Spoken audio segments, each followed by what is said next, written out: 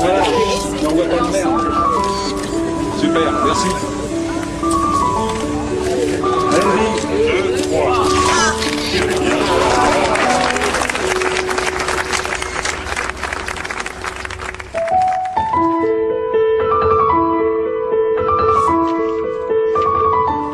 Chère Simone de Beauvoir, je lis Le deuxième sexe, crayon en main, que de phrases largement soulignées, comme si à ma place vous aviez traduit ma pensée. Madame, je viens de relire Le deuxième sexe dont j'avais fait une première lecture voici 12 ans, peu avant mon mariage. J'en mesure mieux aujourd'hui la lucidité. Chère Madame, étudiant de philosophie et de lettres, je considère Le deuxième sexe véritablement comme un livre de chevet. Chers camarades, et j'ose dire amis, votre livre Le deuxième sexe m'a passionné. Je l'ai lu et relu plusieurs fois, et je l'ai offert à plusieurs personnes, et je le ferai encore sans me lasser. Je suis une usineuse qui n'a même pas son certificat d'études. Vous avez fait du bon travail, et je me permets de vous embrasser.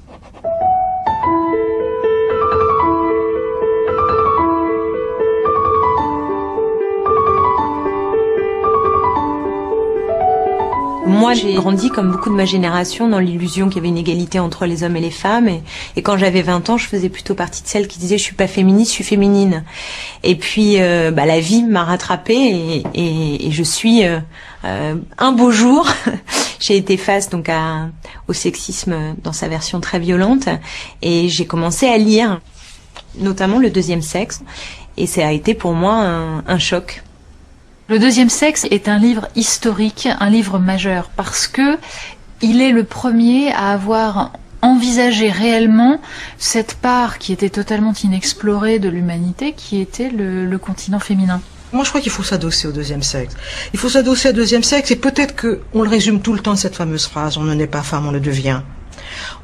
Eh bien, pour une fois, c'est une simplification qui est utile. Elle est bonne, cette simplification-là. Il faut s'en servir. C'est un slogan. C'est un formidable outil de libération des femmes. Il faut absolument le relire, mais pas que des femmes, aussi des hommes. C'est un livre qui s'adresse aussi aux hommes.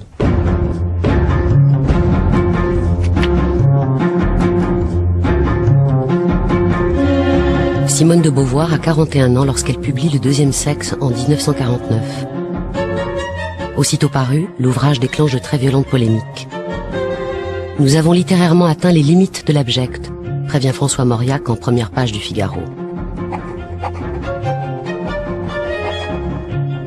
Il y a eu des articles extrêmement désagréables en disant que j'étais humiliée d'être une femme et qu'alors je voulais ridiculiser les hommes. Et les gens me regardaient souvent dans les restaurants en ricanant et en se poussant plus ou moins du coude. Une femme qui ose parler de choses comme les menstruations, comme la prostitution, l'avortement, c'est quelque chose qui apparaît absolument abject. Il faut pas oublier le contexte. Donc c'est un immense courage de la part de Beauvoir d'avoir publié ce texte et qui effectivement a été une sorte de séisme dans le paysage intellectuel français. Ce que ça m'a révélé, ça a été l'animosité de certains hommes que je croyais être tout à fait proches de moi, par exemple comme Camus, qui a été absolument irrité par le livre en disant que je m'étais moqué, enfin que j'avais caricaturé le mal français.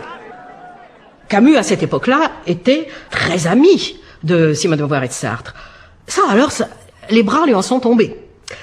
Et il y a eu des réactions abjectes. Mauriac. Vraiment, mais tout ce qu'il a trouvé à dire, c'est « Ah, j'ai tout appris sur le vagin de votre patronne ».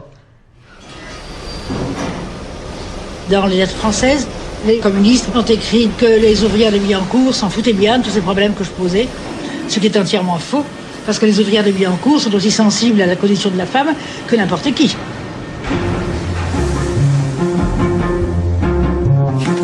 En dépit ou grâce au scandale qu'elle déclenche, cette somme impressionnante en 2 tomes, qui explore sur presque 1000 pages la condition de la femme, est un best-seller immédiat. 22 000 exemplaires sont vendus la première semaine. C'est le début d'un succès qui ne s'est jamais démenti.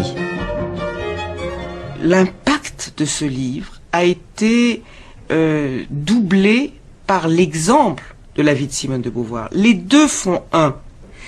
On avait devant nous une femme libre, une grande intellectuelle, une femme qui connaissait un succès extraordinaire, une audacieuse, et c'est la conjonction de sa vie et de ce deuxième sexe qui ont fait effet de libération, et pas seulement en France, dans le monde entier.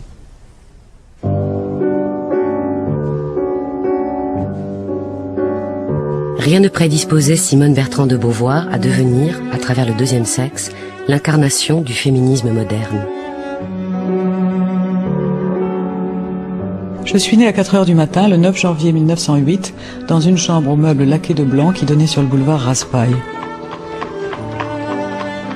Sur les photos de famille prises l'été suivant, on voit de jeunes dames en robe longue, au chapeau empanaché de plumes d'autruche, des messieurs coiffés de canotiers et de Panama qui sourient à un bébé. Ce sont mes parents, mon grand-père, des oncles, des tantes, et c'est moi.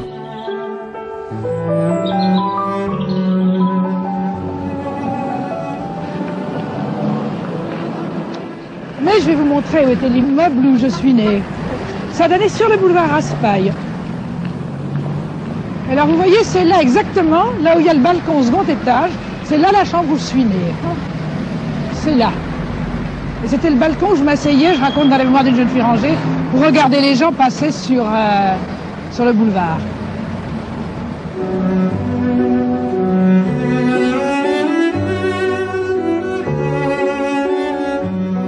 Elle était le premier enfant d'un couple qui s'aimait énormément. Sa mère était très jeune, avait 22 ans, le père 30 ans. Et elle a été donc très bien accueillie, très heureuse, une petite enfance absolument parfaite.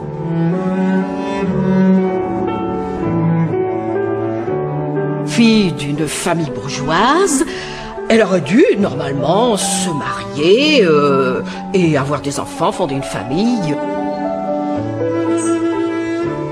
Comme son père avait du goût pour la culture, il aimait le théâtre.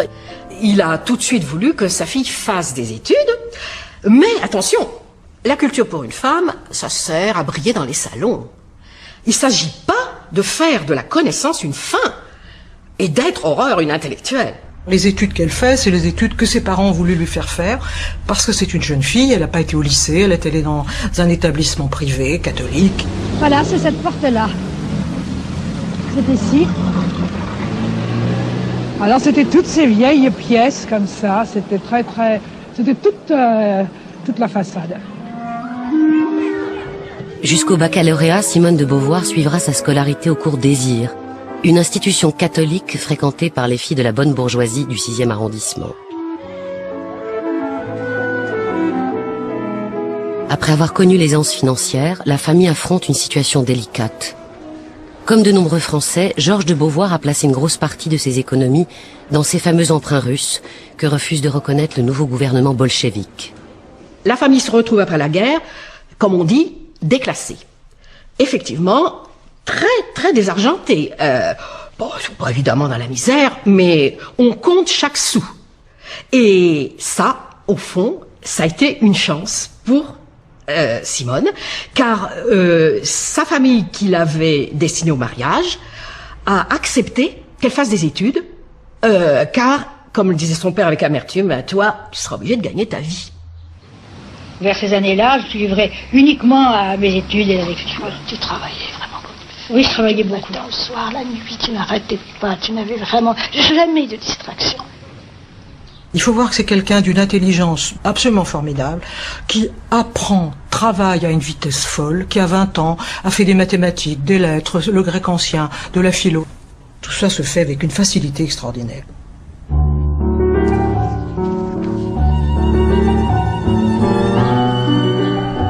À 20 ans, alors qu'elle prépare l'agrégation de philosophie à la Sorbonne, Simone de Beauvoir fait la rencontre, celle dont elle dira qu'elle fut la plus importante de sa vie. Nous préparions tous les deux l'agrégation et au début on ne se fréquentait pas du tout parce qu'il était normalien, il faisait toujours avec ses amis normaliens, Maheu et Nizan, et il s'est trouvé que son ami Maheu venait travailler à la Bibliothèque nationale et que là il s'est pris de sympathie pour moi et que nous causions, nous allions déjeuner ensemble et puis un beau jour Et il a dit que Sartre, finalement, voulait faire ma connaissance. Parmi les Sorbonnards, on le considérait comme un coureur, un ivrogne et un très méchant homme. Je pense qu'il était le plus sale, le plus mal habillé. Je crois aussi peut-être le plus laid. Mais je me rappelle l'avoir vu une fois avec un grand chapeau dans les couloirs de la Sorbonne, faisant la cour à je ne sais pas quelle étudiante, parce qu'il était toujours en train de faire la cour à tel ou tel jeune philosophe. Et il avait un grand chapeau, il était en train de faire du charme et j'avais ricané. La première fois qu'elle a une discussion philosophique avec lui, elle a tout juste 21 ans, au Jardin du Luxembourg, il l'écrase complètement. Elle était éclatée, jamais personne ne l'a écrasée. D'abord, il était un peu plus âgé, ce qui compte beaucoup dans ces âges-là. Ensuite, il avait fait l'école normale, ce qui donne une culture bien plus profonde que d'avoir passé du cours désir simplement à la Sorbonne. Et puis, il était terriblement obstiné dans ses théories, dans sa pensée. Il pensait vraiment toute la journée, alors que moi, je pensais beaucoup, mais quand même pas toute la journée. On dit souvent, oui, Sartre était premier à l'agrégation, Simone de Beauvoir deuxième. C'est amusant dans cette petite mythologie, comme s'il y avait, voilà, justement, c'était le deuxième sexe. Voilà, Bon, on oublie de dire que Sartre avait raté l'agrégation la première fois, et que Simone l'a eu un des premiers coups. Simone de Beauvoir et Jean-Paul Sartre formeront un couple unique en son genre. Un couple d'écrivains qui a fait le pari de vivre jusqu'au bout une relation fondée sur la liberté, l'égalité et la connivence tant affective qu'intellectuelle.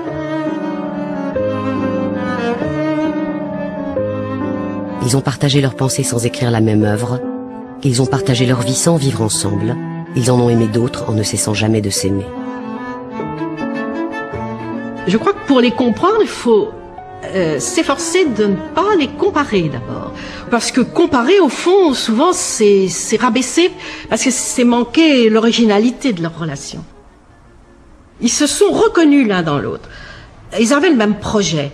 Et ce qui a soudé leur couple, c'est ce qu'elle appelle les signes jumeaux sur nos fronts.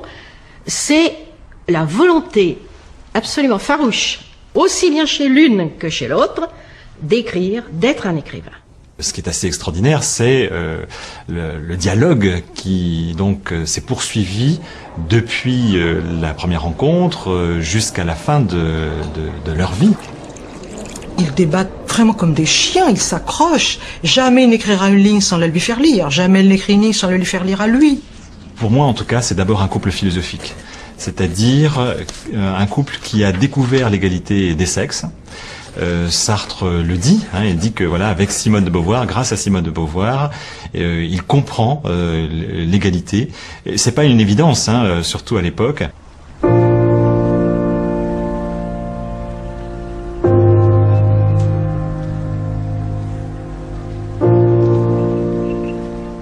C'est une rencontre, une vraie rencontre, comme on fait à 20 ans, à 30 ans, à 40, peu importe, une vraie rencontre.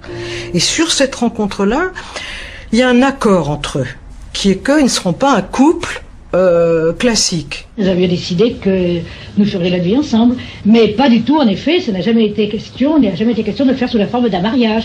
Personnellement, j'en avais pas grande envie, mais je savais surtout qu'il en avait encore beaucoup moins envie, parce que déjà d'être professeur, d'avoir un censeur, etc., ça ne lui plaisait pas, et d'être un homme marié, ça lui aurait plu encore moins. Et comme il n'était pas question d'avoir des enfants, parce que pour moi ça ne se posait pas, non pas que ça ne soit pas posé, peut-être quand j'avais 18 ou 19 ans, quand j'envisageais un mariage bourgeois, j'avais pas de répugnance a priori à avoir des enfants, mais dans le genre de vie que je comptais mener, où il fallait que je gagne ma vie d'une part et je voulais écrire d'autre part, il n'y avait pas de place pour des enfants. Elle a eu une espèce d'intuition extrêmement rapide. Le nœud par lequel on accroche les femmes de façon presque indissoluble à leur condition de femme, c'est la maternité. C'est là qu'on les reprend à chaque fois. Je crois que ce qu'elle a voulu, c'est que être femme n'apporte aucune limitation. Être femme pouvait aussi s'accorder au fait qu'on peut avoir des amours passionnés avec des hommes, mais vivre des flammes qu'elle a eues avec quelques-unes de ses lycéennes et étudiantes, et sans pour autant devenir homosexuelle ou homme. Elle n'est ni l'un ni l'autre, elle est une femme qui vit toutes les expériences qui peuvent être données à une femme. Cette légende qui voudrait que Sartre a préservé une sorte de liberté sexuelle que cette pauvre Simone aurait subie, je crois être complètement démentie par les écrits, par les faits. Simone de Beauvoir tenait aussi à cette liberté. Elle en a pleinement profité. Lettre à Sartre, mercredi 27 juillet 1938. Cher petit être, il m'est arrivé quelque chose d'extrêmement plaisant. C'est que j'ai couché avec le petit Bost d'ici 3 jours. Nous passons des journées d'idylle et des nuits passionnées. Ça me fait une chose précieuse et forte, mais légère aussi et bien à sa place dans ma vie. Au revoir, cher petit être. J'ai envie de passer de longues semaines seule avec vous. Je vous embrasse tout fort. Votre Castor. Ce pacte éthique, on le réduit souvent à l'idée de, voilà, on peut avoir chacun ses aventures. Mais là, il y a quelque chose de plus. C'est une écriture qui assume le désir de chacun et qui aussi essaye de comprendre le désir de l'autre. Ça, c'est quand même quelque chose d'exceptionnel. Quand on s'est connus, vous m'avez dit que vous vouliez écrire. Oui, je voulais écrire.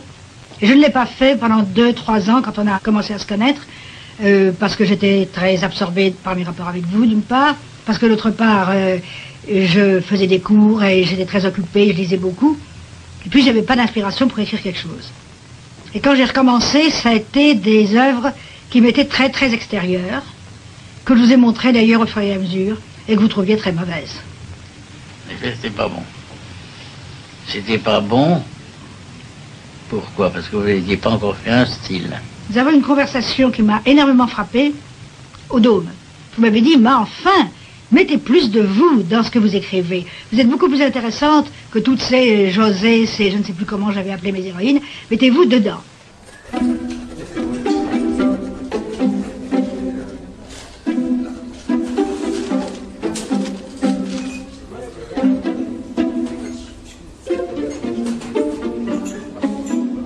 Elle cherche de quoi écrire. Elle est tellement énervée par cette idée-là que ça lui frétille au bout des doigts, qu'elle rencontre Giacometti qui lui dit « Oh, vous avez l'air farouche ». Forcément, elle est obsédée par un truc, elle voudrait se remettre à un livre.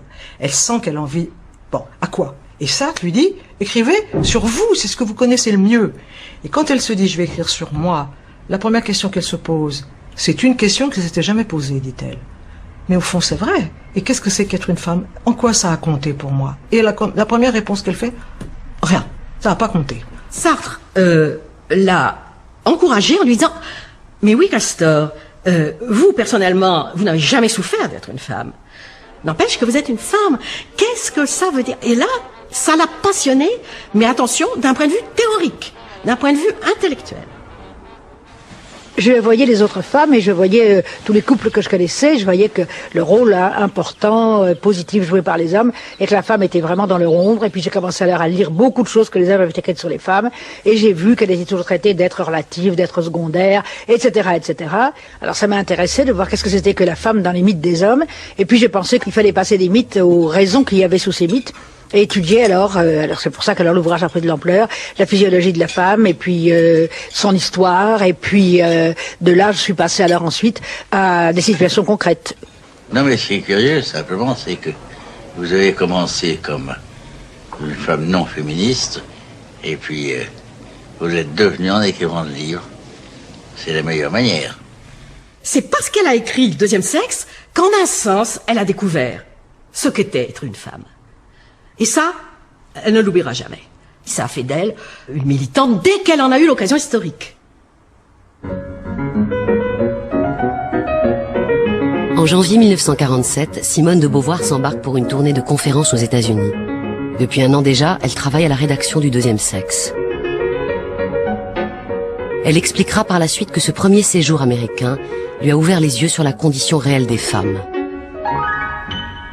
Pendant qu'elle écrit Le Deuxième sexe, elle n'est pas obsédée par la question de la condition des femmes. Elle y pense à peine.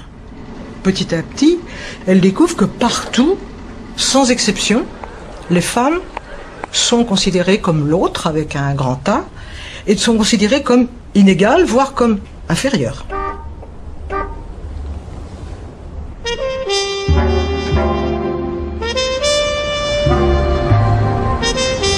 Lorsque vous arriverez à Chicago, téléphonez à mon ami Algren, lui avait conseillé une amie new-yorkaise.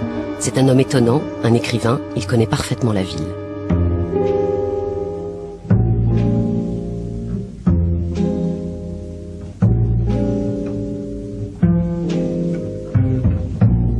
C'est presque par hasard que débute la plus improbable des rencontres entre le romancier américain Nelson Algren et la philosophe française à la recherche d'un guide dans la ville. Je me demandais pourquoi je me sentais si confortable près de lui. Nous étions seuls dans la limousine qui nous emportait vers le centre de la ville. Déjà, il me serrait contre lui. Un carcan de chair emprisonnait mes lèvres, une langue fouillait ma bouche et mon corps se levait d'entre les morts. J'entrai dans le bar en titubant. Il y avait une grande glace à côté de la porte et ensemble nous avons souri à notre reflet. Ma tête arrivait juste à la hauteur de son épaule. Nous avions l'air heureux et jeunes et je dis gaiement, quel beau couple.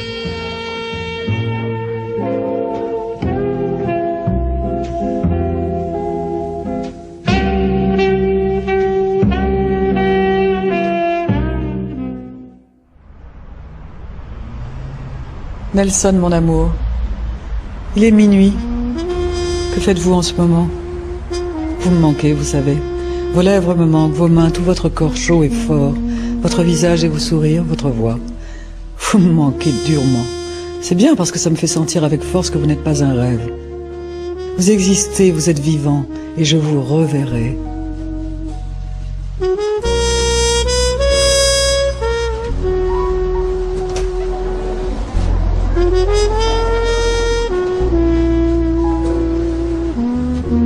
Simone de Beauvoir et Nelson Algren se reverront souvent, beaucoup, partout. Et ce sont quelques 300 lettres passionnées que Simone de Beauvoir enverra à son amant américain, le temps de leur liaison transatlantique.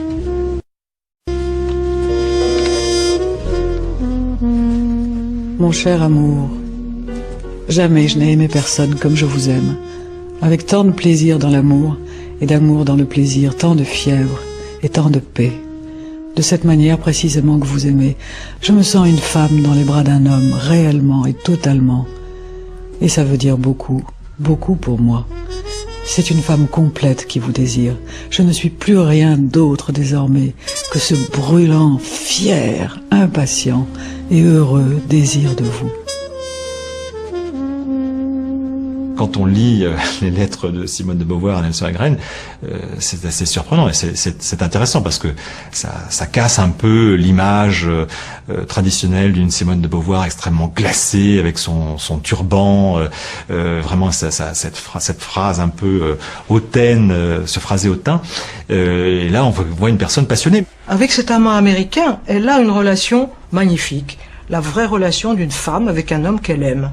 Elle lui dit ma place est entre vos bras, mon ventre contre votre ventre. On ne peut pas être plus clair. Nelson, mon amour, cet été je serai dans vos bras. Oh Nelson, je serai gentille, je serai sage, vous verrez. Je laverai le plancher, je cuisinerai tous les repas. J'écrirai votre livre en même temps que le mien. Je ferai l'amour avec vous 10 fois par nuit et autant dans la journée, même si ça doit légèrement me fatiguer.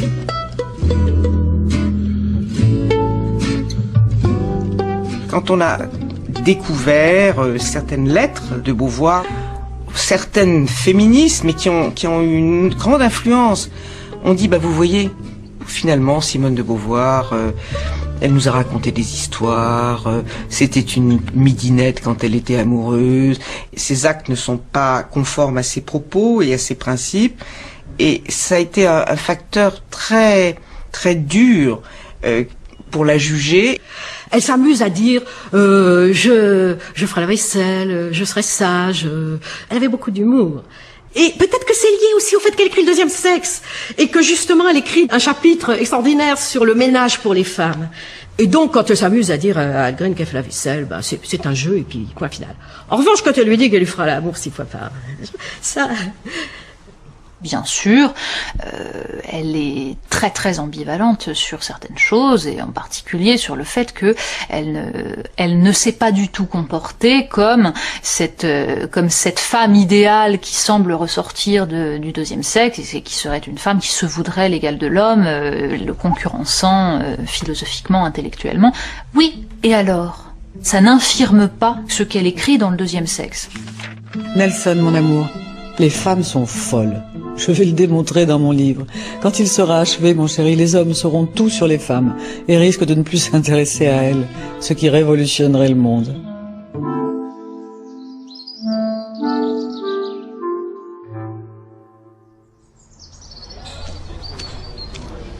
Mon cher amour, oui, peut-être aurais-je dû m'expliquer nettement sur Sartre avant. Depuis longtemps, nos existences se confondent et je vous ai dit déjà à quel point je suis liée à lui par un amour qui se rapprocherait plutôt d'une fraternité absolue. Sexuellement, ça n'a pas été une parfaite réussite. Essentiellement à cause de lui, il n'est pas passionné par la sexualité. C'est un homme chaleureux, vivant, en tout sauf au lit. Peu à peu, ça nous a paru inutile, voire indécent de continuer à coucher ensemble. Nous avons abandonné au bout d'à peu près 8 ou 10 ans. Pour vous, vous savez, je pourrais renoncer à la plupart des choses. En revanche, je ne serais pas la Simone qui vous plaît si je pouvais renoncer à ma vie avec Sartre. Je serais une sale créature, une traîtresse, une égoïste. Cela, je veux que vous le sachiez, quoi que vous décidiez dans l'avenir. Ce n'est pas par manque d'amour que je ne peux pas rester vivre avec vous. Elle lui dit, c'est pas par manque d'amour, rien ne me manque plus que vous. Et ça, c'est vraiment cornélien, cette affaire-là. Vraiment, il y a un amour très profond, mais qu'elle vit à sa façon, c'est-à-dire comme quelque chose qui vous engage pleinement, mais qui ne fait pas oublier le reste.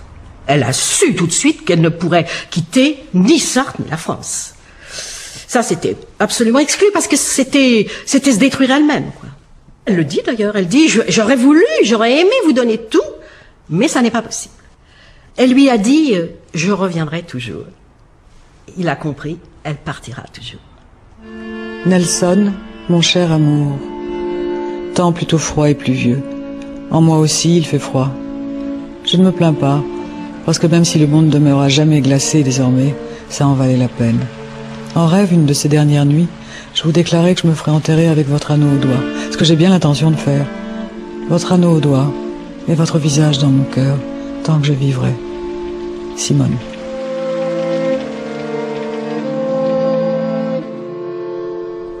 Quand moi on me dit, écoutez franchement, votre Simone de Beauvoir comme femme libre, vous repasserez, je dis oui mais c'est vrai que nous sommes un nœud de contradiction, mais c'est vrai qu'elle a peut-être aimé comme une midinette, et pourquoi pas, et c'est interdit. Il n'empêche que elle a, à mon avis, été en dernier ressort et malgré tout conforme à ses principes. Et pour moi, une des colonnes vertébrales, ce qui structure Simone de Beauvoir, c'est une exigence de vérité. Mais pour elle, l'exigence de vérité, c'était de dire tout, y compris ce qui allait contre les préjugés de son temps. Porte de Versailles, 400 jeunes candidates affrontent les épreuves d'un examen délicat. Repassage, couture, cuisine, remplaceront-ils les maths et le latin?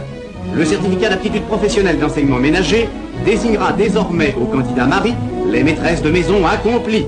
Et Molière lui-même n'aurait pas désapprouvé qu'une femme étudie et sache tant de choses. Je pense que tout de même on peut dire que vous avez voulu, comment dirais-je, frapper un coup, si je peux dire, agir, n'est-ce pas, en écrivant ce livre. Il n'est pas purement dans l'abstrait. Certainement que c'est un livre que j'ai écrit, d'une part parce qu'il m'a semblé que les femmes d'aujourd'hui avaient beaucoup de mal pratiquement et moralement à vivre et qu'elles étaient dans un état de déséquilibre, et d'autre part parce que j'ai été assez irritée, comme beaucoup de femmes, par le nombre de grandes sottises qui se débitent à propos de nous et à propos de notre situation. Les difficultés de la vie moderne ont incité de plus en plus le sexe faible à se mêler aux activités du sexe fort. Or, il est avéré que l'organisme féminin est plus fragile que celui de l'homme. Le sexe faible est notamment surtout faible des jambes. Quel malheur que d'être femme.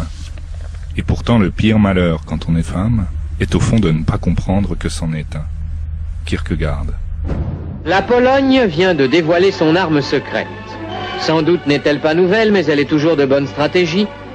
Quant aux étudiants de Varsovie, ils rêvaient depuis des années de mettre les femmes au pas. Allez, vas-y ma poule, vas-y, allez, maintenant c'est à toi. Le pack fait le poids dans toutes les attaques. Souplesse et enroulement sont de belle qualité et les renversements de jeu n'ont plus aucun secret pour elle. L'emprise du rugby sur ces filles est telle qu'on a presque envie de crier « Allez France !» Il y a un principe bon qui a créé l'ordre, la lumière et l'homme, et un principe mauvais qui a créé le chaos, les ténèbres et la femme. Pythagore. Je pense que c'est une copine de classe qui m'a parlé de Simone de Beauvoir, j'ai acheté le livre et j'ai lu ce livre-là. Et j'étais dans un bonheur total. Parce qu'au fond, elle me rendait licite et presque obligatoire de faire ce que j'avais envie de faire. Et ce qui m'a le plus secoué, et je pense que c'est ça la ligne de force de ce livre, c'est méfiez-vous de la nature. On vous a toujours enfermé dans un discours naturaliste. C'est pas parce que vous avez un utérus que vous devez être mère. C'est un choix que vous devez faire. C'était pour moi un permis de vivre. On ne naît pas femme, on le devient. Aucun destin biologique, psychique, économique ne définit la figure que revêt au sein de la société la femelle humaine. C'est l'ensemble de la civilisation qui élabore ce produit intermédiaire entre le mâle et le castrat qu'on qualifie de féminin. Il y a des conditions biologiques, sexuelles, qui différencient l'homme de la femme. Personne ne va dire le contraire. Mais ce que toute la société a bâti, sociologiquement, moralement, professionnellement, sur cette base, c'est quelque chose qui n'a presque pas de rapport, on peut même dire au fond pas de rapport avec la différence physiologique. Et c'est pour ça que je voulais dire, être femme, c'est pas simplement être sexuée d'une certaine façon, c'est être classé d'une certaine manière dans la société. Pour ce faire, la société fabrique. À partir de la toute petite fille, elle fabrique des femmes. Les jouets ne sont pas les mêmes, les lectures ne sont pas les mêmes, et plus tard, hélas, la formation professionnelle n'est pas la même, et on fabrique la femme de manière à ce qu'elle soit dévouée, servante de l'homme, servante de ses enfants. On la fabrique pour la maternité, pour le ménage, pour la vie d'intérieur, etc. Et c'est comme ça qu'elle devient femme, à partir d'une naissance qui pourrait lui donner les mêmes chances qu'à un homme. Elles sont nées pour faire rêver dans les magazines et dans les vitrines. Les femmes ont tant de frivolité, demande à Gisèle et à Isabelle. Elles sont nées pour balayer et faire la vaisselle, vider la poubelle. Les femmes ont tant d'habileté, demande à Hélène, et puis à Guylaine, demande à Gisèle et à Isabelle. Elles sont nées pour enfanter, et savent dès l'enfance que c'est dans la souffrance. Les femmes ont tant de générosité, demande à Christine et à Micheline, demande à Hélène, et puis à Guylaine, demande à Gisèle et à Isabelle.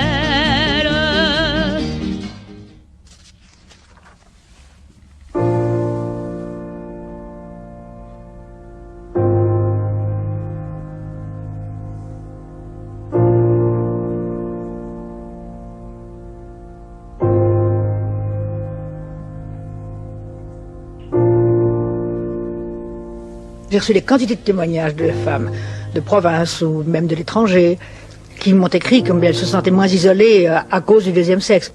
Donc je me suis très vite rendu compte que j'avais fait un ouvrage qui était assez important pour un certain nombre de femmes.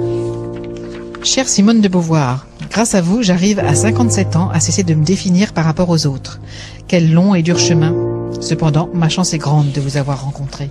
Madame, je voudrais que vous sachiez l'importance de votre livre pour moi, au lendemain de mes 30 ans, et sûrement pour beaucoup d'autres. Il aide à devenir adulte. Chère Simone de Beauvoir, je vous écris dans une cabane de pêcheurs que l'on me prête. Il n'y a pas d'électricité et c'est une bougie qui m'éclaire.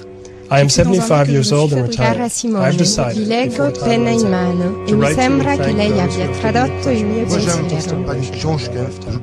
You certainly are one of these Liebe people. Simone, bitte betrachten Sie diese wenigen Worte als die Danksagung einer Ihrer combien j'ai toujours admiré à la fois votre œuvre littéraire et votre contribution courageuse à la cause des femmes. Mit freundlichen Grüßen. C'est un long seller, comme on dit en anglais, hein. C'est-à-dire c'est un livre qui se vend année après année. Chez nous, bien sûr, il se vend année après année, sans vraiment lever le petit doigt, mais à l'étranger aussi. Ça a été publié dans tous les pays, alors bien, mal, à partir d'une mauvaise traduction anglaise, peu importe. Je l'ai ici en hindi. Regardez, c'est génial de le voir en hindi. Il y en a beaucoup d'autres. Je peux vous énumérer les langues. J'ai la liste ici. Je l'ai même par ordre alphabétique. Vous allez voir, c'est assez impressionnant. Albanais, allemand, anglais donc.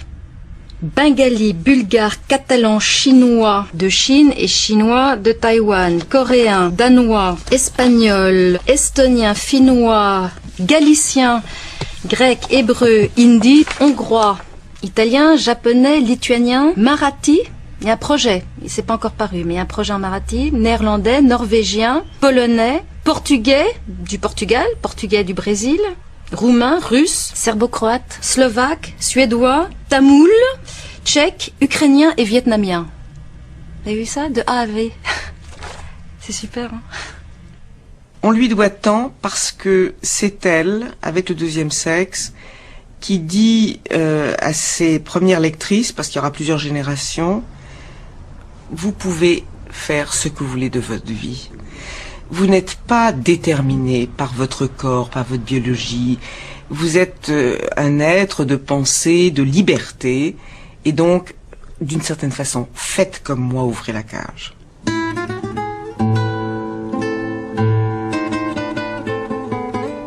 Elle était tout sauf conformiste. C'était une femme libre. Et libre vraiment. Quand je l'ai connue, j'avais 27 ans. Elle avait 44 ans. Je la trouvais belle. J'aimais la pureté de son visage, ses yeux, etc. Elle me plaisait, oui. Elle me plaisait. Et elle sentait ça. En Afrique, avec des questions coloniaux. Et donc très naturellement, on a commencé à vivre ensemble. Et on a continué, on a vécu ensemble pendant 8 ans. Il nous a amené, c'est-à-dire que c'est lui qui a péché. Je suis le seul homme avec lequel elle ait vécu. Et ça, c'est un très bon ami qui a pris part à des combats au Vietnam et qui s'est fait blesser. Il a l'air mort.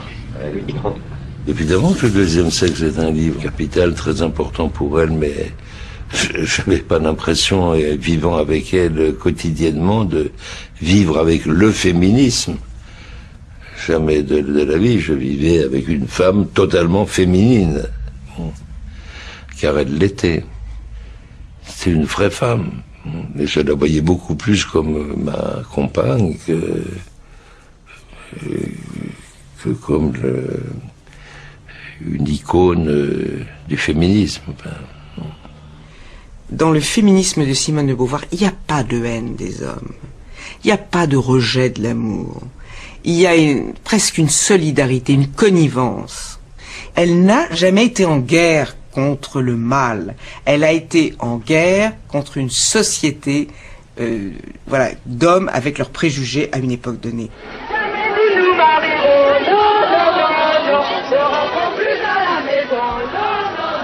C'est la première grande manifestation féministe qui se tient à Paris depuis 1936. Environ 2000 femmes défilent de la République à la Nation à l'appel du MLF, le mouvement de libération de la femme. Et pour ces descendantes des suffragettes, elles le revendiquent d'ailleurs, la première des libérations se situe sur le plan sexuel. Les militantes féministes de 1971 réclament en toute priorité la contraception libre et gratuite et la liberté de l'avortement. Cette marche est internationale puisque des manifestations semblables se déroulent aujourd'hui aux États-Unis, au Canada, en Italie et en Allemagne. Pour moi, le féminisme, ça veut dire avant tout réclamer l'égalité des chances et des droits pour l'homme et pour la femme. Et c'est le droit pour la femme d'être considérée comme un être humain à part entière. Alors ça, c'est toute la thèse du deuxième sexe, c'est qu'il n'y a aucune raison pour que la femme ne soit pas un être humain à part entière, exactement au même titre que l'homme. Debout, debout, levons nos femmes esclaves et brisons nos entraves. Debout, debout, debout, levons nos femmes esclaves et brisons nos entraves. Debout, debout. Alors pour les féministes américaines, vous êtes la Bible. C'est-à-dire que le deuxième sexe était un acte de féminisme en un certain sens. Ceci dit, il n'y avait pas de féminisme militant à mon époque. Et c'est pourquoi le livre a été un livre qui était plutôt un livre de théorie qu'un livre vraiment militant. Et plus tard, il a servi à des militantes. On ne naît pas femme, on le devient. Aucun destin biologique, psychique, économique nous définit la figure que revêt au sein de la société la femelle humaine. C'est l'ensemble de la civilisation qui élabore ce produit intermédiaire entre le mâle et le castrat qu'on qualifie de féminin. Ainsi, le deuxième sexe de Simone de Beauvoir commence par ces mots. Je fus naturellement interrompu dans ma lecture, j'étais encore jeune, par le verbe devenir. Tout un monde s'ouvrait à moi. Ce verbe indiquait une distinction entre le sexe et le genre.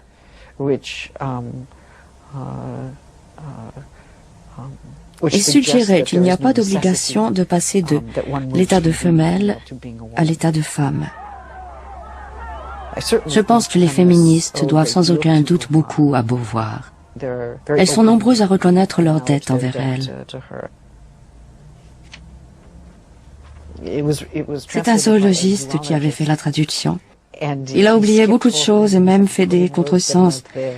Mais nous attendons une nouvelle traduction très prochainement. Et je crois qu'elle sera bien meilleure.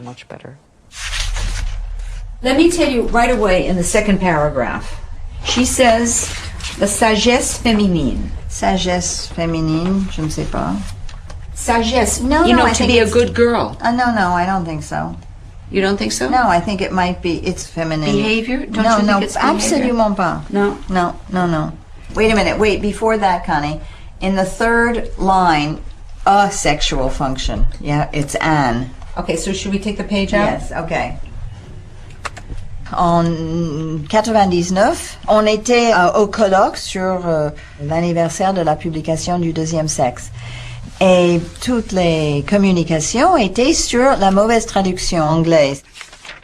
La personne qui a écrit cette traduction, c'est un professeur émérite, c'est-à-dire à la retraite, de zoologie. Les consignes de l'éditeur étaient coupées parce que le public américain ne va jamais lire un livre aussi long. Et donc, il a fait ce qu'on lui a demandé de faire. Le malheur pour lui, c'est qu'il a coupé des parties très très importantes. Mais il y a une chose qu'on peut sérieusement pardonner. Nous savons maintenant de quoi il s'agit sur le livre. Lui, il ne pouvait pas savoir. Il ne pouvait pas savoir qu'il était sur le bord d'un mouvement, le mouvement le plus important du XXe siècle. C'était 53 quand même. Nous nous rendons compte maintenant à quel point c'était coupé. On dit que 10%, on dit. 10 ou 12% les spécialistes, étaient mais coupés. nous pensons maintenant qu'il y a plus. J'ai pris mon téléphone, j'ai appelé Anne Solange et on a commencé à se dire, c'est à nous de le faire. Il faut le traduire. Il faut le traduire. Je suis allée trouver l'éditeur américain en lui disant, bah écoutez, peut-être que vous n'êtes pas au courant parce que tout le monde est mort depuis, mais sachez que la traduction que vous avez publiée, moi-même je n'en étais pas consciente, vous ne l'êtes peut-être pas non plus, mais c'est une édition qui est tronquée avec des contresens, donc ça vaudrait la peine d'avoir the real thing. Et il voyait pas trop l'intérêt parce qu'il continuait à bien le vendre. Et donc j'ai abordé les Anglais et c'est une jeune éditrice qui a très bien réagi, qui m'a dit mais c'est très intéressant ça. Ah bon, c'est tronqué, je ne savais pas. Et finalement tout le monde s'est lancé dans l'aventure. L'aventure est en cours.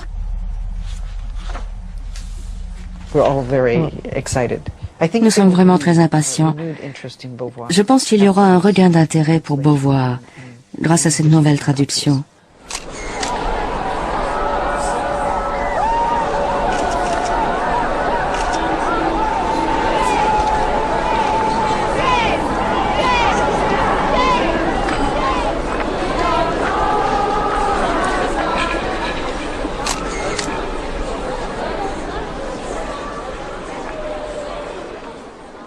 And she has blonde hair and blue-green eyes.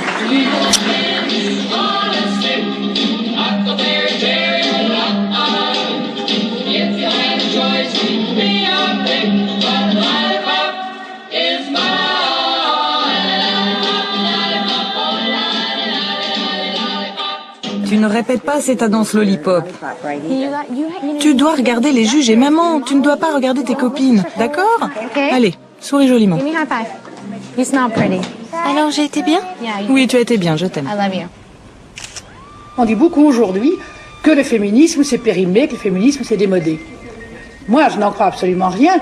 Enfin, quand j'écrivais Le Deuxième Sexe, j'avais un vif espoir que la condition des femmes allait profondément changer. C'est ce que je dis d'ailleurs à la fin du livre. Je dis que j'espère que ce livre sera un jour périmé. Et malheureusement, il ne l'est pas du tout. Elle a été la philosophe de la liberté des femmes. Elle a lutté contre tout ce qui empêchait les femmes d'avoir une vie libre. Et je pense qu'elle a gagné. Et que les femmes aujourd'hui font ce qu'elles veulent si elles le veulent. Mais une seconde exigence, non moins légitime, est apparue, c'est l'exigence d'égalité. Et c'est cette exigence d'égalité entre les sexes qui n'est pas réalisée, faut bien le dire, qui même peut-être a empiré sur certains points. Je crois que les chiffres, c'est quand même ce qui parle le plus. Hein. J'ai pas trouvé des arguments meilleurs que les chiffres de rappeler qu'il y a 25% d'écart de salaire entre les hommes et les femmes, qu'on a en gros 97% des secrétaires qui sont des femmes et 9% des PDG qui sont des femmes, que 80% des tâches domestiques sont réalisées par les femmes, qu'il y a 2 millions de femmes victimes de violences conjugales, 48 000 viols estimés chaque année. Et avec ça, pour légitimer dans une période de crise, de chômage, etc., eh bien finalement, on voit bien qu'il y a des tentations de remettre chacun à sa place, et notamment les femmes à la maison. Quand on regarde aujourd'hui la façon dont sont éduquées les petites filles par rapport aux petits garçons, on voit qu'il y a toujours une différence, et une différence immense. Il suffit d'ouvrir un catalogue de jouets pour s'en rendre compte, c'est toujours très très drôle. On voit les jeux créatifs, les jeux de construction, les jeux qui permettent finalement de conquérir le monde. Tout ça, c'est pour les garçons. Les filles ont droit à des poupées, aux micros et aux paillettes pour préparer la Star Academy.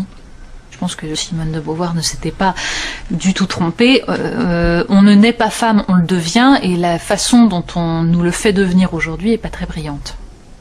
Je pense qu'il y a des retours en arrière, et je pense que le discours essentialiste, c'est-à-dire qui vise à figer les identités de genre dans des normes, les femmes font ci, doivent être dans la sphère reproductive et les hommes sont dans la sphère productive.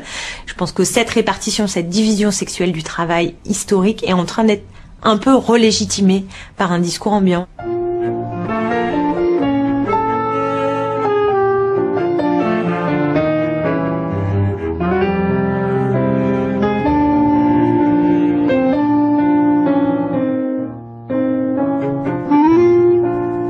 La nouvelle génération a beaucoup entendu que les femmes étaient plus pacifiques, plus douces, faites pour avoir des enfants, que c'était la nature féminine. C'est-à-dire exactement ce dont Beauvoir nous avait débarrassés. Elles sont prisonnières, me semble-t-il, de nouveaux préjugés qui ne sont que les anciens préjugés remis à la mode d'aujourd'hui.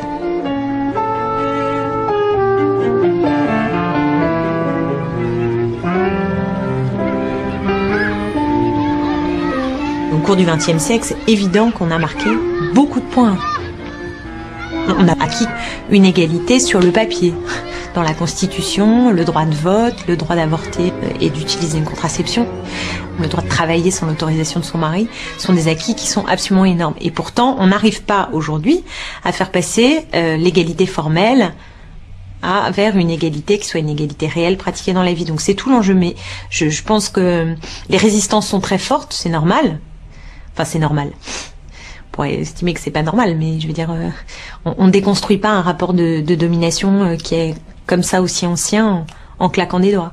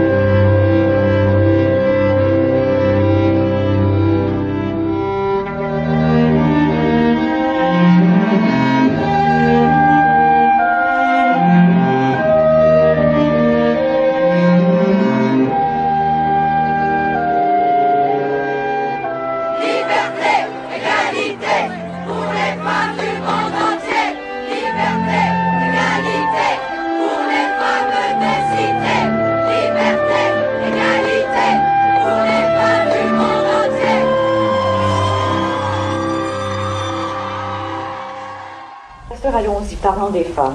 Ah, encore? Écoutez, ça intéresse tout le monde.